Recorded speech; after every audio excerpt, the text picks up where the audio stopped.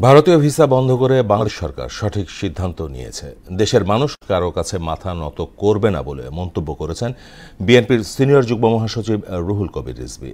এদিকে শেখ হাসিনা ভারতে থাকায় দেশে উগ্রবাদীরা উৎসাহ পাচ্ছে বলে মনে করেছেন বিএনপি চেয়ারপারসনের উপদেষ্টা জয়নুল আবদিন ফারুক। রাজধানীতে পৃথক অনুষ্ঠানে তারা এসব কথা বলেন। আরও জানাচ্ছেন তানজিদ ভুইয়া। জাতীয় প্রেস ক্লাবের সামনে দেশীয় পণ্য কিনে ধন্য এই প্রতিবাদী সভার আয়োজন করে ছাত্রদল। সভায় ভারতীয় শাড়িতে আগুন ধরিয়ে প্রতিবাদ জানান বিএনপির সিনিয়র যুগ্ম মহাসচিব রুহুল কবির রিজভী।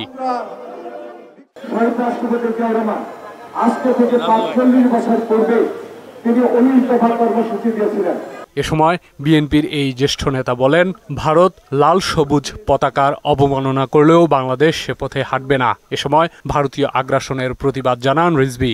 পার্শ্ববর্তী দেশ যে আমাদের এখানে উস্কানি দিতে পারে এটা গোটা জাতি ধরে ফেলেছে। আমাদের ঐক্য ইস্পাত কঠিন ঐক্য, এই ঐক্য কেউ ভাঙতে পারবে না। আমরা ওদের দেশের পতাকা নয়, তাদের দেশের স্বাধীনতা পতাকাকে আমরা সম্মান করব।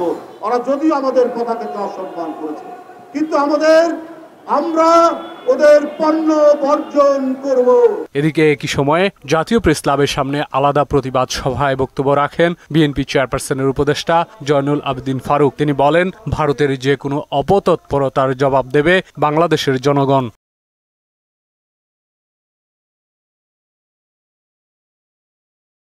বাংলাদেশে এমন একটি সরকার প্রতিষ্ঠিত হয়েছে, যে সরকার একটি নির্বাচন দিয়ে বাংলাদেশের জনগণের প্রত্যাশা পূরণ করবে।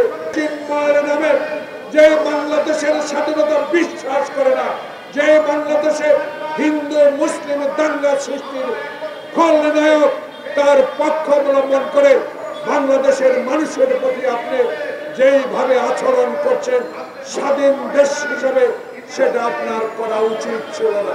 আরেক অনুষ্ঠানে দলের স্থায়ী কমিটির সদস্য ডক্টর আব্দুল মুইন খান বলেন, জনগণের ভোটাধিকার ফিরিয়ে এনে জনগণের সরকার প্রতিষ্ঠিত করতে হবে। আমি ঐক্য করতে গিয়ে যদি আবার নতুন করে বাকশাল করে ফেলি, তাহলে কিন্তু সেই ঐক্যে কাজ হবে।